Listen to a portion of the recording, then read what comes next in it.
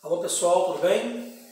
Nosso bate-papo hoje vai ser sobre a Reforma Protestante.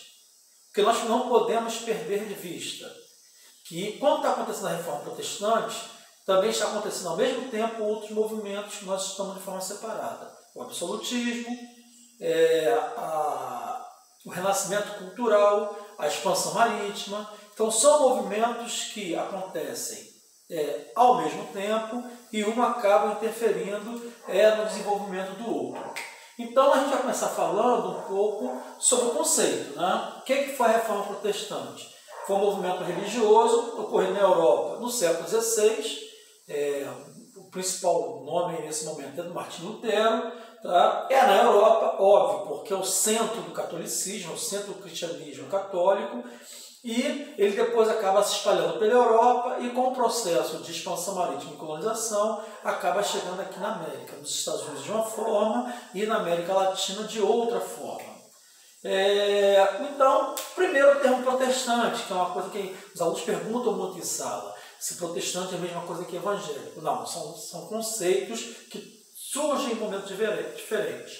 Então, protestante, de onde vem esse nome? Os nobres alemães que acompanharam Lutero, já vi isso daqui a pouco, né? Eles não obedecem à ordem do príncipe alemão de continuar seguindo ao Papa Romano e eles decidem romper com a Igreja Católica em protesto ao que estava acontecendo. Daí surge o nome protestante. Isso é determinado pela Dieta, que é um documento público, né? A Dieta de Spira, na Alemanha. Daí que vem o termo protestante, que depois, no século XX, século XXI, vai ser confundido com o termo evangélico. Bem, começando a falar um pouquinho sobre como foi essa reforma protestante na Europa. Em cada lugar da Europa, ela se dá de uma forma específica. Nós temos 3 marcos dessa reforma protestante. A que é feita pelo Martinho Lutero, que o epicentro dessa reforma é a Alemanha, que não era chamada assim, era Sacro Império Germânico. Na Suíça, né, em alguns livros colocam como França, Suíça, mas aí é a mesma região para a época que nós estamos estudando, e na Inglaterra com o anglicanismo, com Henrique VIII. Então a gente vai estudar essas 3 vertentes, mas antes vamos ver as causas dessa reforma, né? Bem, para explicar as causas, é necessário que vocês saibam alguns conceitos antes do que vocês vão ver nos livros e aqui na explicação. Primeiro, o que é a simonia, né? A simonia foi muito criticada pelo Lutero e pelas pessoas da época. O que é a simonia? Simonia é uma prática da Igreja Católica da Idade Média de se vender cargos eclesiásticos. Hoje, para você se tornar padre, tem que fazer um estudo, passar por um seminário teológico, enfim, tem que haver uma preparação. Nessa época você poderia se tornar padre desde que alguma pessoa da igreja te reconhecesse como tal. Então não havia muitas exigências. Então as pessoas se transformavam em padres muitas vezes não por vocação, mas por conveniência. Então isso acabou sendo objeto de crítica dessa igreja católica. Indulgência é uma prática que alguns também percebem até hoje, nos dias atuais, que é o quê? A venda do perdão na terra. O que é isso? A pessoa cometeu uma série de pecados, ela quer ir para o céu, pouco antes de morrer ou durante a sua vida para redimir os seus pecados, ela compra o seu perdão. Então a Igreja Católica vendia o perdão na terra para que as pessoas tivessem uma vida mais plena no céu ou no paraíso. Dessa forma, a Igreja Católica, já que nós estamos no finalzinho da Idade Média, no período de transição, a Igreja Católica acaba acumulando bastante terras. É uma das formas que ela se torna uma senhora feudal, através das indulgências. Quem é o clero? O clero são as pessoas da Igreja Católica. Os padres, bispos, arcebispos, né? Nem todas as pessoas são católicas, fazem parte do clero. O clero é a hierarquia da igreja. Outro termo que aparece nos textos é a usura e o outro é a avareza. Será muito criticado principalmente pelo Calvino. O que é a usura? É uma prática burguesa. A usura é quando você faz alguma coisa pensando no lucro. Você enriquece não através do seu trabalho, mas através do lucro, ao explorar alguma pessoa. Seja vendendo produtos por um preço bastante alto ou emprestando dinheiro a juros altos. A Igreja Católica criticava a usura. A outra é a avareza. A avareza é aquela pessoa que é preocupada em acumular capitais, que também é uma crítica que a Igreja Católica fazia particularmente à burguesia e que vai ser bastante defendida, a avareza vai ser bastante defendida, tanto a avareza quanto a usura, pelo Calvino. Tá? Excomungado, né? Lembrando que não só Lutero, mas várias pessoas que foram contra a Igreja Católica foram excomungadas. O que é isso? Foram amaldiçoadas pela Igreja Católica. E ser amaldiçoado no século XVI tinha um significado bastante importante. A outra é vida mundana. Vida mundana é o quê? Os padres, que apesar de ter uma profissão religiosa, eles professam religião, eles tinham práticas mundanas. Saíam com prostitutas, bebiam, alguns tinham famílias, alguns praticavam comércio, alguns lutavam para a manutenção do poder, ou seja, uma coisa que depois vai ser bastante criticada pelos reformistas. O latim era a língua oficial da Igreja Católica na Idade Média, as missas eram em latim, a Bíblia em latim, o que dificultava para as pessoas que não eram da Igreja o entendimento do que estava sendo lido, falado e praticado. E por último, o celibato. O que é o celibato? Havia uma orientação da Igreja, que permanece até os dias de hoje, de que os padres não podem contrair matrimônio, os padres não podem casar. Então, dessa forma, a gente começa a ver algumas críticas à Igreja Católica. Como sempre eu faço com vocês, um mapa localizando os acontecimentos. Esse aí é o mapa da Europa. A parte em amarelo, né? Um amarelo assim, mais escuro, essa parte aqui da Europa Central até o Mar Mediterrâneo, era basicamente o domínio católico. A gente pode perceber que alguns países, até os dias de hoje, apesar do avanço do protestantismo, se mantiveram católicos. Aqui no meio, amarelinho, a Suíça, os Países Baixos, Bélgica, Holanda, né? Esses países, junto com a Escócia, alguns adotaram o calvinismo, que vai ser chamado de huguenotes, ou de puritanos, ou de presbiterianos, enfim, depende do momento e do lugar. E os que ficaram em cu de abóbora, né? A Grã-Bretanha, uma parte da Grã-Bretanha que é a Inglaterra, e uma parte da Irlanda, que adotaram o anglicanismo. Então nós temos aqui basicamente a distribuição dessas religiões. E aí nós temos ainda a parte verde, que é mais para a Europa oriental, né? já indo em direção à Alemanha, pegando a parte do que hoje é a Rússia, enfim. Essa parte acabou adotando o luteranismo. Beleza? A outra parte, onde está o Império Turco, essa Rússia, ficou ainda dominada pela Igreja Católica Ortodoxa. Passa para mim, por favor. E aí, vê as causas dessa reforma protestante. Tá? Então, serve para qualquer um dos aspectos que nós vamos ver posteriormente. Fortalecimento da burguesia, que não aceitava essa ideologia da Igreja Católica. A burguesia queria enriquecer, praticar usura e avareza, e a Igreja Católica era contra. A corrupção do clero, né? Essa vida mundana do clero. A venda de indulgências, nós já vimos o que é, havia uma crítica a esse acúmulo de riquezas pela Igreja Católica. A venda de relíquias sagradas, que depois vai ser bastante criticada até os dias de hoje, a questão da iconoclastia, né?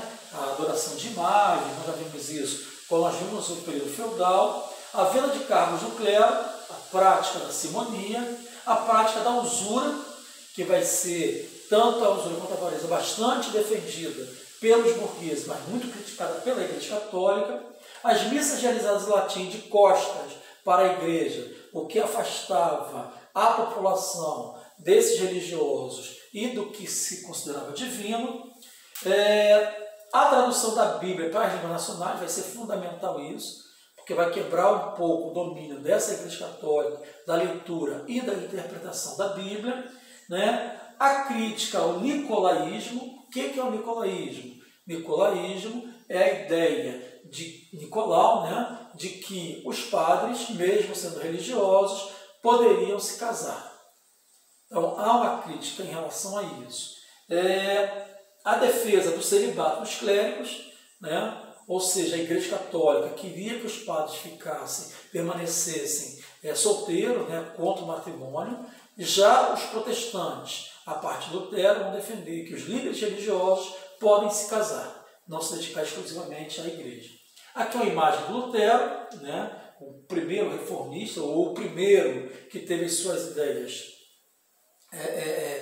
implementadas, lembrando que antes do Lutero, nós temos vários movimentos camponeses, movimentos heréticos, que já questionavam a Igreja Católica. Então, Lutero, é interessante que ele é da própria Igreja, né? Ele é um monge agostiniano, né? Quer dizer, ele segue as ideias de Santo Agostinho, e ele atuava na Alemanha, na Igreja de Wittenberg. E o que o Lutero vai perceber? Que havia uma distância muito grande entre o que estava escrito na Sagrada Escritura, na Bíblia. Segundo ele, havia uma dicotomia entre o que a Bíblia pregava e que os padres praticavam. E a partir daí, ele passa a criticar o Papa.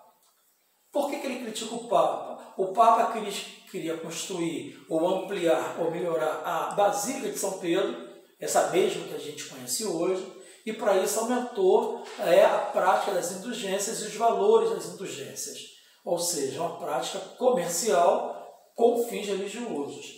Lutero é contra isso, e o que ele faz? Escreve as suas famosas 95 teses, 95 ideias. E ele tornava essas ideias públicas, o que incomodava bastante ao Papa e a toda a hierarquia, todos os cargos eclesiásticos da Igreja, porque ia contra uma prática da Igreja nesse período. Então, Lutero é um alemão que vive nesse período e que precisa divulgar as suas ideias, né? Então, quais são as ideias de Lutero? A primeira, sofre a salva. Isso é fundamental. Porque que significa isso? Se sofre a salva, não precisa da prática das indulgências. Se você tiver fé, mesmo pagando a Igreja Católica ou não, você seria salvo. Aí vem o princípio dele. A obra sem fé é uma obra morta. Qual é a ideia do Lutero? Você pode pagar a sua salvação, mas se você não tiver fé na Igreja Católica, naquilo que a Bíblia preconiza, você não teria lugar no céu. Ele também defendia o sacerdócio universal. O que é isso? Os padres vão odiar essa ideia.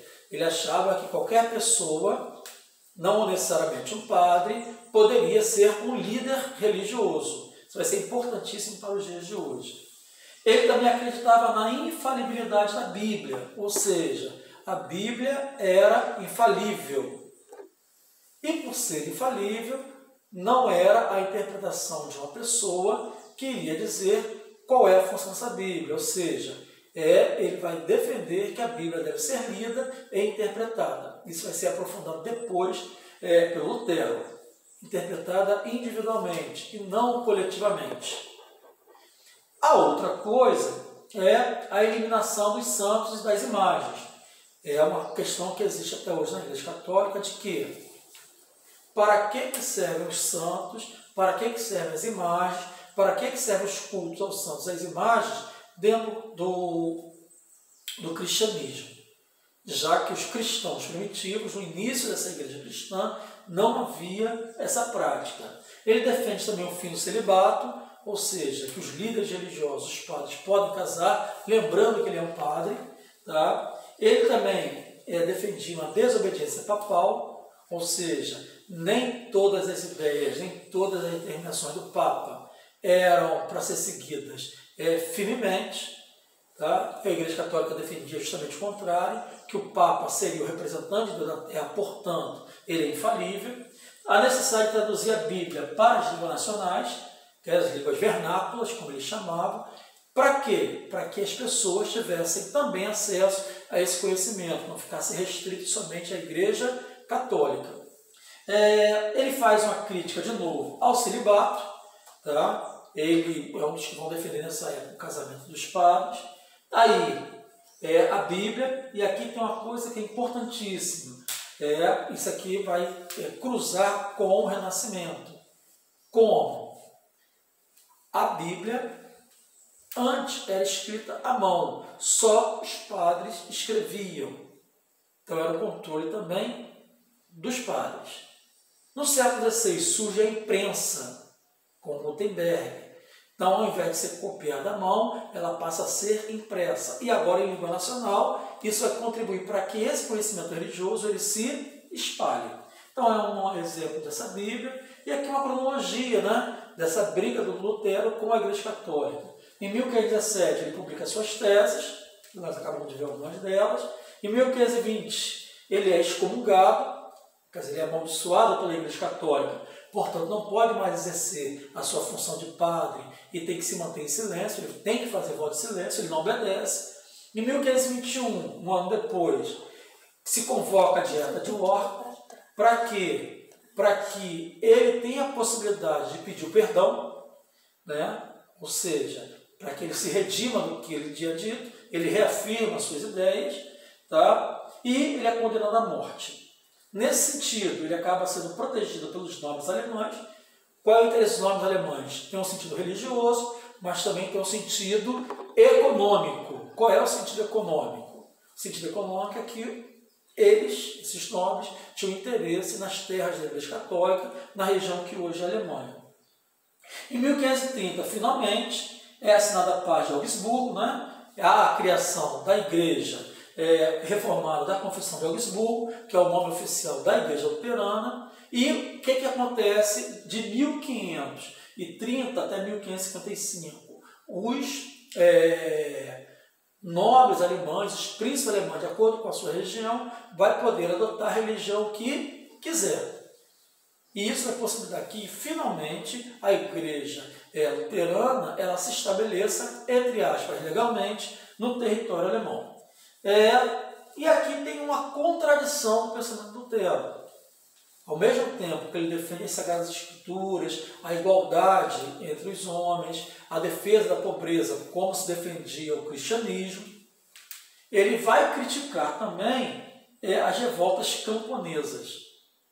Vai criticar em que sentido? Os camponeses entendiam que se os primeiros cristãos eles eram pobres, eram coletivos, né? A produção era coletivizada, as terras eram coletivizadas, eles entendiam que as terras da nobreza também deveriam ser coletivizadas. Então vai surgir vários movimentos na Alemanha, na Prússia principalmente, em que os camponeses querem aprofundar as ideias do Lutero. E aí ele vai contra os camponeses, justificando que os camponeses nasceram para trabalhar na terra e servir ao seu senhor. E que ir contra o seu senhor, a pena para eles era punição, e muitos deles a punição de morte. Então é uma contradição no pensamento do Lutero nesse momento. Então, essa é uma cronologia do luteranismo até a criação dessa religião, aí a defesa dele, né, quando ele é convocado. Ele tem outros textos publicados, não só as 95 teses, muitos deles defendendo a nobreza, defendendo a propriedade da terra e criticando a Igreja Católica. Tá? E aí uma charge que eu coloquei para vocês retirada de uma prova. E fica aí para vocês a dica de alguns filmes que falam desse período. Tá? O principal deles, no caso da nossa aula de hoje, é justamente o filme Lutero, que mostra um pouco da trajetória dele e das contradições que ele vivia nesse período. Espero que vocês tenham gostado, espero que vocês leiam o texto, né, os conceitos foram passados para vocês e que vocês tenham, com a aula e com os textos, condições de responder as questões que serão enviadas para vocês. Um abraço, até mais e a próxima aula.